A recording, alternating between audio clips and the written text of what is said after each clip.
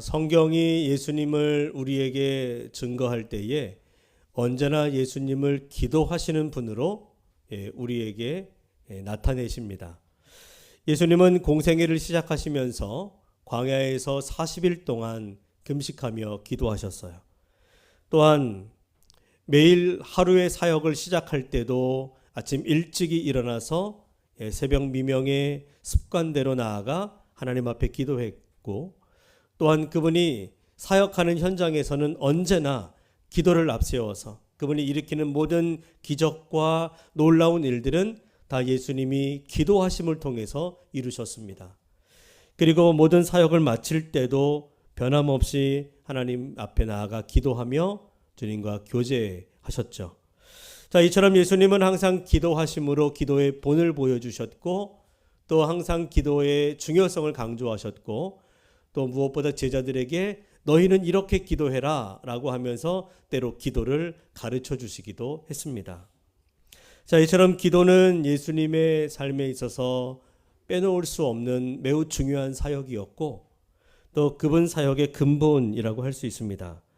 그리고 이제 오늘 십자가를 앞에 두고 제자들의 곁을 떠나는 마지막 순간에 우리 예수님은 제자들을 위해서, 그리고 이후에 남겨질 또 교회를 위해서, 또 세상을 위해서 예수님은 하나님 앞에 중보하며 기도를 드리고 계시는데, 오늘 이 예수님의 기도를 통해서 우리는 어떻게 기도해야 되는지 우리의 기도를 한번 돌아볼 그런 시간을 갖고자 합니다. 그러면서 우리는 예수님의 기도를 본받아 기도하는 법을 배우고, 그리고 우리의 기도가 예수님의 기도와 같이 변화되어지는 성숙한 기도가 되어서 우리의 신앙과 우리의 삶이 주님 안에서 더 풍성한 은혜를 누리게 될 수 있기를 축복합니다. 예수님의 기도를 통해 여러분 기도의 본질을 배우고 기도를 삶의 중심으로 결단하는 여러분 될 수 있기를 바랍니다. 예수님은 이렇게 기도하셨는데, 먼저 예수님은 하나님의 영광을 위해서 기도하셨어요. 자, 예수님이 하신 첫 번째 기도가 하나님의 영광을 위한 기도입니다. 예수님은 이 기도를 통해 자신의 삶과 또 자신이 행하는 모든 사역을 통해서 하나님 아버지께서 영화롭게 되기를 간절히 기도하십니다.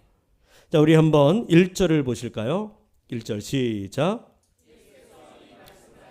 눈을 들어 하늘을 우러러 이르시되 아버지여 때가 이르렀사오니 아들을 영화롭게 하사 아들로 아버지를 영화롭게 하게 하옵소서. 자, 예수님은 아들로 아버지를 영화롭게 하게 하옵소서. 아들은 누굽니까? 예수님 자신이죠. 아버지는 하나님. 그래서 예수님은 자신이 하나님을 영화롭게 할 수 있게 해달라고 기도합니다. 여러분, 하나님의 영광은 이 땅을 살아가는 우리 모든 사람들의 삶의 목적이죠. 여러분들 그렇게 하나님의 영광을 위해 살아가시기를 축복합니다. 자, 그런데 여러분, 하나님의 영광은 우리가 하나님 영광 받으시옵소서라고 우리가 입으로 말로 그렇게 하나님께 영광을 드린다고 해서 주님이 영광 받으시는 것이 아닙니다. 그것은 사도 바울의 말처럼 우리가 먹든지 마시든지 무엇을 하든 하나님의 영광을 위해서 행할 때에 하나님은 비로소 영광을 받으시는 거죠. 여러분, 우리도 예수님처럼 하나님, 제가 하나님 영광을 위해 살게 해주십시오. 나를 통해 하나님 영광 받아 주시옵소서. 이런 기도를 때때로 합니다. 제가 여러분들의 기도를 듣고 또 대표로 기도하든 개인으로 기도하든 그런 기도를 반드시 하시죠. 그런데 여러분, 중요한 것은 그 다음 기도가 하나님 영광 받아 주십시오. 나를 통해서 영광 나타내 주시옵소서라고 기도한 다음에 그 다음의 기도는 늘 내가 하는 일이 잘 되게 해달라고, 그래서 이 일을 통해서 하나님 영광 드릴 수 있게 해달라고 그런 기도를 합니다. 내가 성공해서 하나님의 이름을 높여드릴 수 있도록, 내가 더 많이 벌어서 내가 가진 물질로 하나님 나라 위에 마음껏 쓸 수 있게 해달라고, 주님 나를 축복해달라고 그런 기도를 합니다. 그런데 여러분, 우리는 하나님의 영광을 위해서 기도한다고 하지만 정작 자신을 위한 기도인 경우가 대부분이라는 거예요. 내가 잘 돼야 하나님 주님을 위해서 일하지 않습니까? 그러니 나를 잘 되게 해 주십시오라고 이렇게 우리는 하나님의 영광을 빌미로 내 삶의 축복을 간구하는 경우들이 많다는 거죠. 하나님의 영광을 위해 살겠다고 하면서, 그런데 여러분 왜 지금은 하나님의 영광을 위해 못 삽니까? 꼭 잘 돼야 하나님 영광을 위해 살아갈 수 있습니까? 그렇지 않아도 우리는 여전히 지금도 하나님 영광을 위해 살아갈 수 있어요. 하나님은 그걸 원하십니다. 예수님은 하나님께서 자신을 통해 영광 받으시기를 기도하시는데 그 예수님의 기도를 보십시오. 예수님은 자신이 하나님의 은혜를 얻고 하나님의 능력을 받고 주님이 주시는 복을 얻어서 자신의 삶이 형통하고 번성하는 개인적인 일신의 성공을 구하는 기도를 드리는 것이 아니에요. 오직 예수님 자신이 하나님의 뜻을 따라 십자가의 길을 담대히 걸어갈 수 있기를 간구하며 기도합니다. 자신의 희생과 순종을 통해 하나님께 영광 돌릴 수 있기를 간절히 간구하고 있는 거죠. 자, 1절을 여러분 다시 보면 예수님이 이렇게 기도하시는데, 자, 하늘을 우러러 이르시되 아버지여 때가 이르렀사오니, 때가 이르렀으니 아들을 통해 영광 받으십시오라고 이렇게 기도합니다. 자, 여러분 예수님은 항상 당신의 공생의 활동 가운데서 언제나 하나님의 때를 중요하게 여겼어요. 예수님은 항상 하나님의 때를 생각하고 그 하나님의 때에 따라서 사셨습니다. 가나의 혼인잔치에서 물로 포도주를 만드는 놀라운 기적을 행할 때 예수님이 어머니 마리아에게 뭐라고 말합니까? 여자여 아직 내 때가 이르지 아니했습니다 라고 말을 하죠. 요한복음 7장 6절에서 제자들이 예수님 당신의 정체를 좀 드러내십시오. 이제는 당신이 하나님의 아들이심을 나타내라고 그렇게 이야기했을 때 예수님께서 똑같이 내 때는 아직 이르지 아니하였거니와 라고 말씀을 하셔요. 이와 같이 예수님의 삶의 모든 걸음을 보게 되면 항상 어디에 맞춰집니까? 하나님의 때, 하나님의 때. 자기의 생각, 자기의 계획, 어떤 자기의 뜻대로 살았던 것이 아닙니다.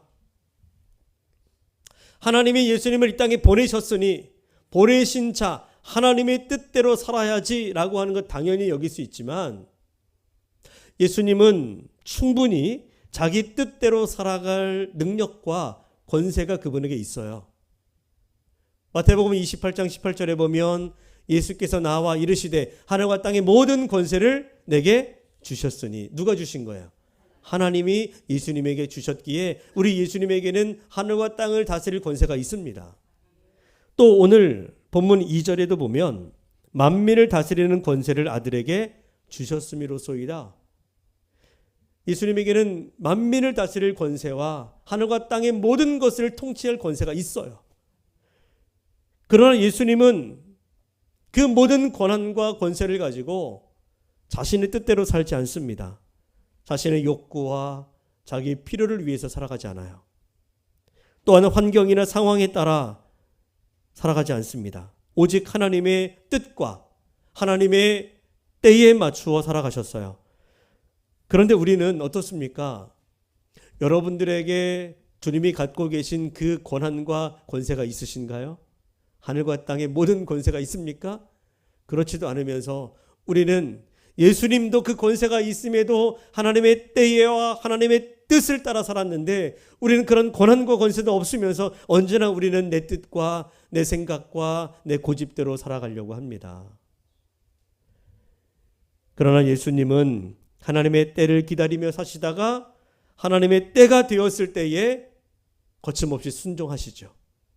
자, 예수님은 하나님의 거룩하신 뜻이 이 땅 가운데 온전히 이루어지는 것이 하나님의 영광을 위한 삶이라는 것을 아십니다. 하나님의 영광을 드러내는 것은 내가 무언가 놀라운 일들을 행하여 주님의 이름을 높여드리는 것, 물론 그것도 좋지만 하나님이 영광 받으시고 하나님이 가장 기뻐하시는 삶은 하나님의 뜻을 따라 살아가는 것이죠. 그래서 우리 예수님은 자신의 생명을 내어놓는 십자가의 길이 하나님의 뜻임을 알고 그 때가 되었을 때에 그 뜻에 온전히 순종하심으로 기꺼이 죽음의 때를 맞이합니다. 자, 4절을 보실까요? 4절에 보면 아버지께서 내게 하라고 주신 일을 내가 이루어 아버지를 이 세상에서 영화롭게 하였사오니 라고 말을 합니다. 아버지께서 내게 하라고 주신 일, 다시 말하면 하나님이 예수님을 이 땅에 보내셔서 행하라고 하신 그 사명, 그 일이 무엇입니까? 하나님의 어린 양이 되어서 세상 죄를 지고 십자가에 달려 피 흘려 죽는 것이죠. 그로 인하여 이 땅의 모든 사람들이, 모든 영혼들이 영생을 얻게 하시는 것, 이것이 하나님의 예수님을 향하여 갖고 계신 하나님의 뜻이고 그분의 사명인 거예요. 그래서 예수님은 자신이 온전히 희생하여 하나님의 뜻을 이루는 것을 통해서, 다시 말하면 십자가에 달려 죽으심을 통하여 하나님의 영광을 나타내고자 기도하십니다. 내가 그 일을 할 수 있도록. 여러분, 우리도 마찬가지입니다. 하나님이 기뻐하시는 일이라면 그 길이 어떤 희생을 요구하더라도 순종하는 것이 하나님 영광을 위한 삶인 줄로 믿으시기 바랍니다. 우리 인생에서 내가 정해놓은 뜻과 내가 정한 시간표대로 살아가는 것이 아니라 하나님이 정하신 하나님의 때를 기다리고 그 때에 맞춰 순종하는 것이 중요합니다. 때로는 기다림이 필요할 수 있고요. 때로는 헌신과 희생이 따르겠지만 하나님의 때에 맞추어 살아갈 때 하나님은 비로소 영광을 받으십니다. 그러므로 여러분, 우리가 기도할 때에 하나님, 제 삶을 통해 주님 영광 받으시옵소서, 제 삶이 하나님의 영광을 위한 삶이 되게 하여 주옵소서, 이렇게 기도하셔야 돼요. 그리고 말로만이 아니라 정말 그렇게 하나님이 나의 삶을 통해 영광 받으실 수 있도록 나의 삶을 온전히 하나님 앞에 주님 뜻에 순종하도록 내어드려야 합니다. 때론 우리가 원하는 길이 아니더라도 하나님이 원하시는 길을 선택하십시오. 때로는 희생하고 낮아지는 것이 하나님을 영화롭게 하는 길이 될 수도 있습니다. 여러분들은 진정 나의 삶을 통해 하나님이 영광 받으시기를 바라며 살아가고 있습니까? 하나님의 영광을 위하여 살고자 하면서 내 뜻이 아니라 하나님의 뜻이 이루어지기를 그렇게 간절히 바라면서 기도하고 있습니까? 우리의 기도가 예수님의 기도처럼 바뀔 수 있어야 돼요. 오직 하나님의 영광을 위한 삶이 여러분의 삶 가운데 열매로 나타날 수 있도록 늘 기도에 힘쓰는 여러분 될 수 있기를 축복합니다. 두 번째, 우리 예수님은 교회를 위해서 기도하셨습니다. 교회를 위해서. 첫 번째는 하나님의 영광을 위해서 기도하셨고, 두 번째는 남겨질 제자들과 그리고 그 이후에 제자들을 통해 이 땅 가운데 세워질 모든 교회를 위해서 예수님은 간절히 기도하셨어요. 우리 예수님이 이토록 제자들을 위해서 간절히 기도하신 이유는 제자들이 세상에서 주님의 이름 때문에 핍박과 고난을 당하게 될 것이기 때문입니다. 그래서 그들이 온전히 하나님의 능력과 그 이름을 의지하는 믿음을 갖고, 그래서 그 믿음으로 그 모든 고난과 고통을, 핍박을 이겨낼 수 있게 하시기 위해서 기도하시면서 이 연약한 제자들을 하나님의 능력의 손에 맡겨드리는, 의탁하는 기도를 드리고 있는 거예요. 자, 9절을 보실까요? 9절 시작. 내가 그들을 위하여 비옵나니 내게 주신 자들을 위함이니이다. 그들은 아버지의 것이로소이다. 내게 주신 자들, 그들을 위해서 내가 기도하는데, 그들은 제자들을 얘기하죠. 누구의 것이에요? 아버지의 것. 다시 말하면 하나님의 것입니다. 다시 말하면 예수님은 지금 제자들을 위해서 기도하실 때에 먼저 그들을 하나님의 능력의 손, 그 주권에 맡겨드리는 기도를 드리고 있는 거예요. 온 세상 우주 만물을 다스리시는 하나님께서 우리 연약한 제자들을 권능의 손으로 붙들어 주셔서 그들을 온전하게 보호해 주시기를, 보전해 주시기를, 그리고 주님 뜻 가운데 섭리해 주시기를 구하는 기도를 하고 있습니다. 사랑하는 여러분 믿음으로 고백해 보십시오. 우리는 누구의 것입니까? 주님 것이죠. 여러분 믿습니까? 이 온 세상도 주인은 하나님이시죠. 내 인생의 주인이 하나님이십니다. 그래서 우리가 이 세상을 살아가면서 그렇게 하나님을 주인으로 인정하는 그 하나님의 주권을 인정하는 믿음을 가질 때, 그럴 때 우리는 그 무엇도 걱정하고 염려하고 두려워할 필요가 없게 됩니다. 여러분의 삶이 하나님의 능력의 손에 있다면 그 어떤 어려움과 핍박이 와도 하나님은 반드시 그 손으로 우리를 지키시고 인도해 주실 것이기 때문에 우리는 어떤 순간에도 평안할 수 있습니다. 그게 믿음이죠. 그렇게 예수님은 제자들을 위해서 기도하실 때에 특히 제자들과 앞으로 제자들을 통해서 세워질 이 땅의 모든 교회들을 위해서 두 가지 중요한 기도의 제목을 남겨주세요. 저는 오늘 우리의 기도의 제목이 우리 예수님의 기도의 제목이 되어야 한다고 믿습니다. 그 기도 무엇입니까? 첫 번째, 예수님은 이렇게 기도하세요. 서로 사랑하는 공동체가 되게 하옵소서. 교회를 위해서 기도할 때에 첫 번째, 서로 사랑하는 공동체가 되게 해달라고 기도하고 있습니다. 자, 우리 한번 11절 읽어볼까요? 시작. 나는 세상에 더 있지 아니하오나 그들은 세상에 있었고 나는 아버지께로 가옵나니 거룩하신 아버지여, 내게 주신 아버지의 이름으로 그들을 보존하사 우리와 같이 그들도 하나가 되게 하옵소서. 우리 예수님은 이 요한복음 17장을 통해서 세 가지 기도를 드려요. 하나님의 영광과 그리고 제자들이 거룩하게 보존되기를 위해서 기도하고 있습니다. 그리고 사랑을 위해서 기도하시는데요. 자, 오늘 예수님은 지금 남겨진 제자들이 주님 안에서 하나가 되어 서로 사랑하는 공동체가 되기를 기도하고 있습니다. 자, 우리 예수님은 떠나시기 전에, 자, 오늘 이 예수님의 기도는 다락방 설교 가운데에서 이제 마지막 부분이죠.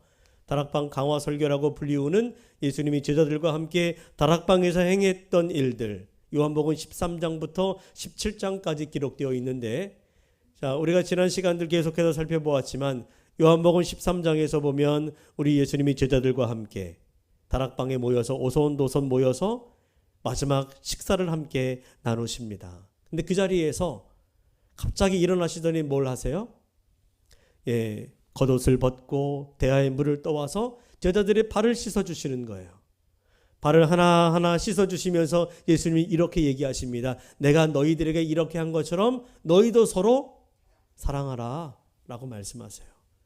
그리고 다시 식사를 하실 때에 예수님이 친히 떡을 떼어서 제자들에게 한 사람 한 사람 먹여주십니다. 심지어는 자신을 배신을 가룟유다까지 먹여주시면서, 그리고 나서 이렇게 또다시 얘기하세요. 내가 너희들에게 새 계명을 주노라. 그 새 계명이 뭡니까? 서로 사랑이죠. 계속 사랑을 이야기하세요. 그리고 제자들이 앞으로 당할 모진 고난과 핍박과 박해 속에서도 믿음을 지키며 사명을 감당하도록 그들에게 말씀을 끊임없이 주시는데, 여기서도 어김없이 사랑을 이야기하세요.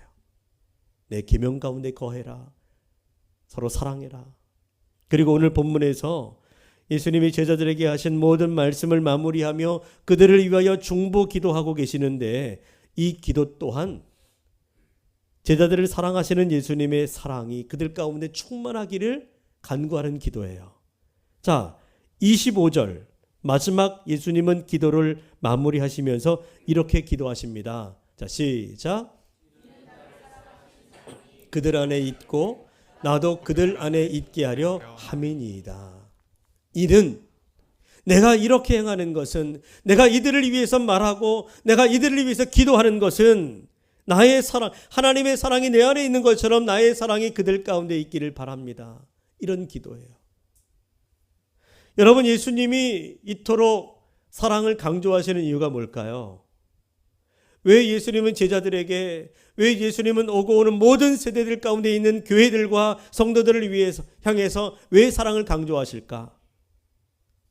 그것은 여러분, 제자들이 세상에서 환난과 핍박을 받을 때 서로 사랑함으로 하나가 되어야 그 고난을 이겨내고 사명을 온전히 감당할 수 있기 때문입니다.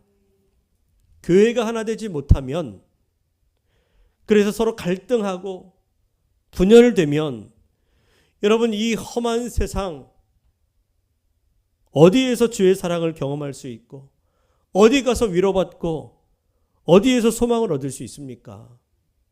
저는 교회만이 이 땅에 상처 입은 모든 영혼들을 치유하고 위로하고 소망을 줄 수 있는 곳이라고 믿습니다.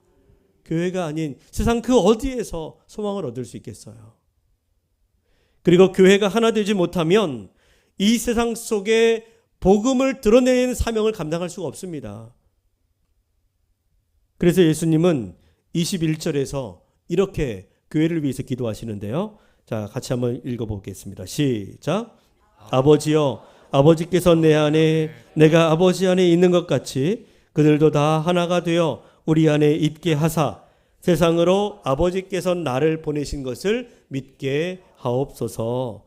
여러분, 예수님이 원하시는 참된 교회란 예수님의 사랑 안에서 하나가 되는 것입니다.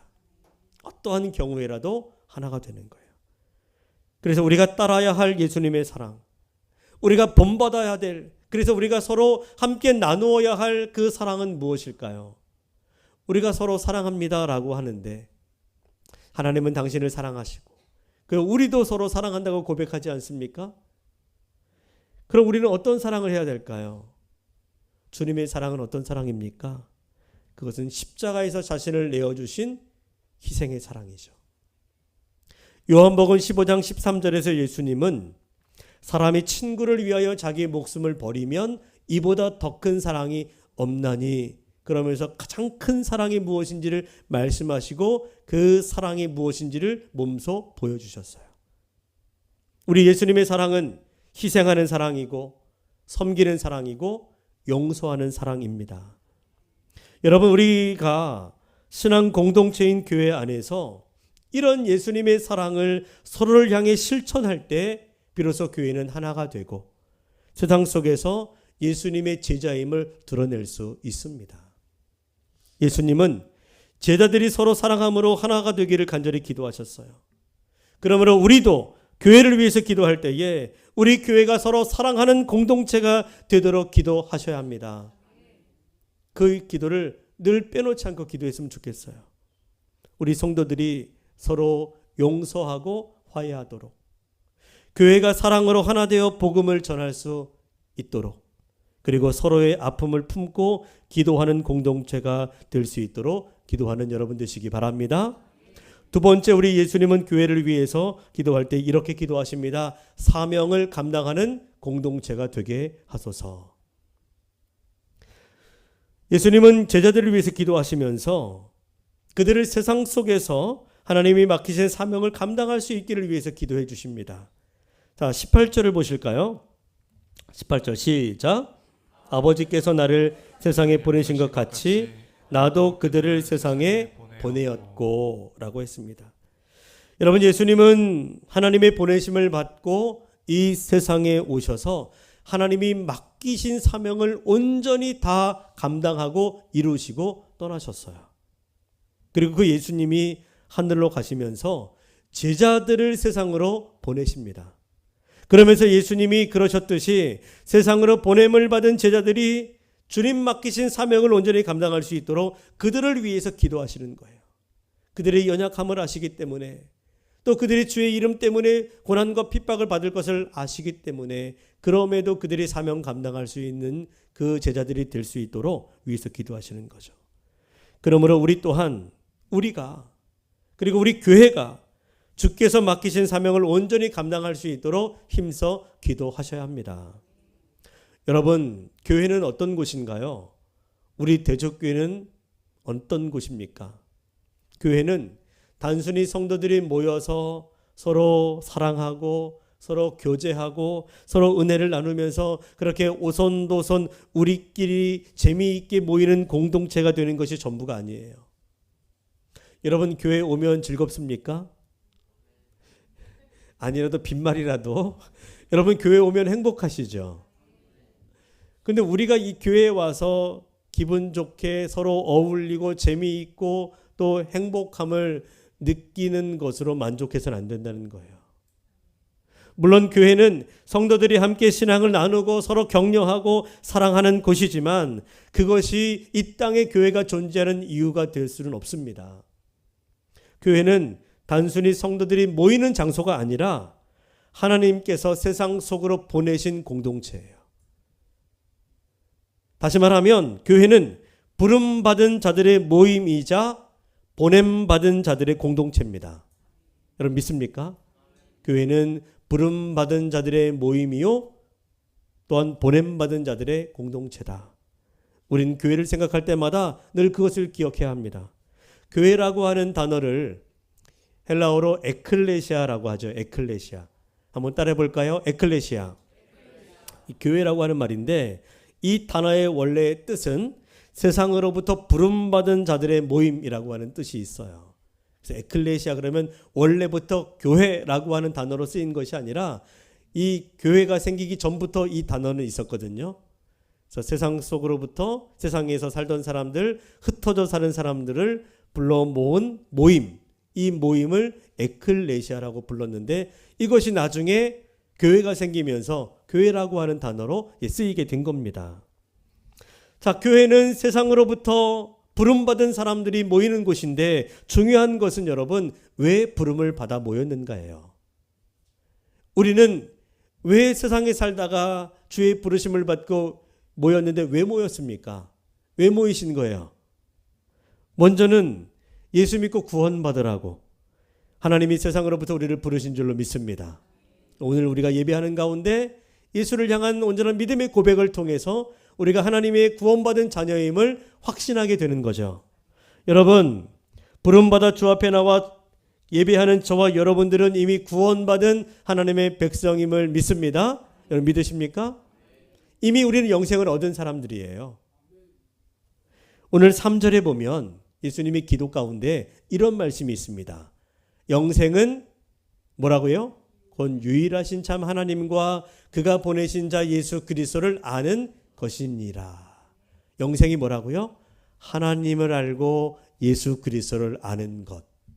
근데 단순히 아는 지식에 머무는 것이 아닌 내가 그분을 삶을 통해 경험하여 체득한, 그래서 알게 되는 그 예수님, 그 하나님, 그분을 온전히 알고 믿는 것, 이것이 바로 영생이라고 말하고 있습니다. 여러분, 구원받는 길, 영생 얻는 길은 다른 것이 아닙니다. 그리고 영생이라는 것이 내가 죽어 나중에 저 천국 하나님 그 나라에서 영원히 사는 것, 이것만 의미하는 것이 아니라 영생은 유일하신 하나님을 알고 그의 보내신 자 예수 그리스도를 우리의 죄와 사망에서 구원하시는 분으로 알고 믿는 것입니다. 여러분들에게 그런 믿음이 있다면 여러분들은 구원받은 자요, 이미 영생을 얻은 자들이에요. 우리는 이미 영생을 얻었고 사망에서 생명으로 옮겨진 것을 여러분 믿으시기 바랍니다. 자, 그런데 주님은 구원받은 우리를, 영생을 이미 가지고 있는 우리를 계속해서 부르셔요. 그래서 오늘도 여러분들 주님의 부르심을 입고 이 자리에 오시지 않았습니까? 그럼 구원받고 영생을 얻은 우리를 끊임없이 계속해서 주님이 부르시는 이유는 무엇일까요? 왜 우리는 주님의 부르심을 입고 오늘도 이 자리에 나왔습니까? 주님이 우리를 부르시는 이유는 보내시기 위해서예요. 보내시기 위해서. 하나님이 우리를 세상으로부터 우리를 불러내셨지만 다시 세상 속으로 보내시는 것입니다. 그러므로 예배를 통해 하나님을 만나고 하나님의 은혜를 받고 그 하나님의 사랑을 경험하신 후에 우리는 세상 속에 나아가 그 은혜를 전하며 사명을 감당하셔야 합니다. 우리는 그 일을 위해서 부르심을 받은 거예요. 교회에 모여서 주님 사랑 안에서 서로 사랑하면서 그 사랑 가운데 위로받고 격려받고 세임을 얻고 여기에서 끝나는 것이 아니라 그 힘을 가지고 세상 속에 나아가 그 사랑을 실천하며 살도록 주님이 부르신 것입니다. 다시 말합니다. 여러분, 교회는 모이기 위해서 존재하는 것이 아니에요. 보냄받기 위해서 존재하는 것입니다. 우리가 모여 예배하고 주의 말씀을 듣고 우리가 어떻게 살아야 가야 되는지를 깨달아 알게 되었다면 보냄을 받아 저 세상으로 나아가 우리가 주님 말씀대로 살아내야 되는 것입니다. 이것이 바로 교회의 존재 이유이고 본질적인 사명입니다. 여러분, 예수님께서 이 땅에 오셔서 하나님의 뜻을 이루신 것처럼 주님의 거룩한 백성들도 교회도 세상 속에서 하나님의 뜻을 이루는 사명을 위해서 살아가야 합니다. 그럼 우리 교회가 사명을 잊지 않고 하나님이 맡기신 그 사명을 온전히 감당할 수 있도록 기도하는 여러분 되시기를 바랍니다. 두 가지 기도, 오늘 예수님이 교회를 위해서 기도하실 때에 두 가지를 위해서 기도하셨는데 오늘 이것이 우리의 기도가 되기를 바라는데요. 자, 우리 앞에 화면을 보시면서 함께 기도해 볼까요? 자, 시작. 하나님, 우리 교회가 서로 용서하고 화해하며 사랑으로 하나가 되게 하옵소서. 하나님, 우리 교회가 세상을 변화시키는 사명을 감당하는 교회가 되게 하옵소서. 자, 오늘 우리는 제자들을 위해서 마지막으로 기도하시는 예수님의 기도를 함께 나누었는데 여기서 예수님은 하나님의 영광을 위해서 그리고 제자들을 위해 교회를 위해서 기도하셨어요. 그런데 예수님이 마지막으로 이렇게 기도하시는 근본적인 이유가 무엇인가 하면 그것이 13절에 있습니다. 우리도 이를 위해서 기도하는 거죠. 자, 13절 같이 읽습니다. 시작. 지금 내가 아버지께로 가오니 내가 세상에서 이 말을 하옵는 것은 그들로 내 기쁨을 그들 안에 충만케 가시게 하려 함이니이다. 내가 세상에서 이 말을 하옵는 것은, 다시 말하면 내가 이렇게 기도하는 이유는 그들로, 제자들로 내 기쁨을 그들 안에 충만히 가지게 하기 위해서입니다. 다시 말하면 내가 이렇게 기도하는 이유는 우리 제자들이 내 안에 거하고 내 사랑으로 말미암아 기쁨을 충만하게 누리며 살아갈 수 있기를 위해서 주님께 기도하는 것입니다. 이런 얘기예요. 여러분, 예수님이 이 세상을 사는 동안 하나님과 영적인 교제를 통해서 누렸던 그 영적 기쁨, 참된 기쁨이 고스란히 제자들 가운데에 이어져서 전해져서 그 제자들도 예수님이 누렸던 그 기쁨을 온전히 누리기를 바라면서 기도하셨고 그 참된 기쁨을 지속적으로 삶 속에서 충만히 누리며 살기를 바라는 마음으로 제자들을 위해서 기도하시는 거예요. 제자들이 예수님의 바램과 그 기도처럼 주님이 주시는 그 참된 기쁨을 충만하게 소유할 수만 있다면 그들은 이후에 어떤 삶이 그들에게 닥친다 할지라도 어떤 상황과 어떤 환경에 처한다 할지라도 두려워하지 않고 기쁨을 누릴 수 있게 될 것입니다. 예수님은 그를 위해서 기도하신 거예요. 여러분, 오늘을 살아가는 우리의 삶에도 어려움과 고난은 여전히 있습니다. 그러나 예수님은 제자들을 위해서 기도하신 것처럼 우리 예수님은 오늘도 하늘 보좌 우편에서 오늘 저와 여러분들을 위해서 기도하고 계십니다. 또한 보혜사 성령님이 우리 안에 내주하시면서 우리를 위하여 기도하고 계세요. 우리 연약함을 아시기에 이 고통 많고 고난 가운데 살아가는 우리가 이 땅에서 주님 안에서 참된 기쁨을 누리며 주님이 주시는 사명을 감당할 수 있게 하기 위해서 오늘도 지금도 우리를 위해서 기도하고 계십니다. 그러므로 우리도 예수의 이름을 의지함으로 주님이 주시는 기쁨을 소유할 수 있게 되기를 바랍니다. 예수님이 주시는 참된 기쁨은 환경과 상황을 초월하는 기쁨이죠. 세상이 줄 수도 없고 이 세상이 빼앗을 수도 없는 기쁨입니다. 이 기쁨을 가진 사람들은 고통 많은 이 세상을 살아가면서도 하나님 나라를 날마다 누릴 수 있게 되는 거죠. 주님이 주시는 기쁨은 예수님이 우리 안에 충만히 거하실 때 우리 안에 주어집니다. 예수님으로 충만할 때 그분의 사랑이 우리 안에 충만해지고 주님의 기쁨이 우리 가운데 충만하게 주어지게 될 것입니다. 여러분들이 그렇게 예수로 충만하여 세상 속에서도 하늘의 기쁨을 마음껏 누리시고 세상 속에서 하나님의 영광을 나타내며 오늘 우리에게 주어진 사명을 온전히 감당하며 살아갈 수 있는 그런 참된 그리스도의 제자들이 다 될 수 있기를 예수님의 이름으로 축복합니다. 자, 우리 함께 찬양하고 기도하겠습니다.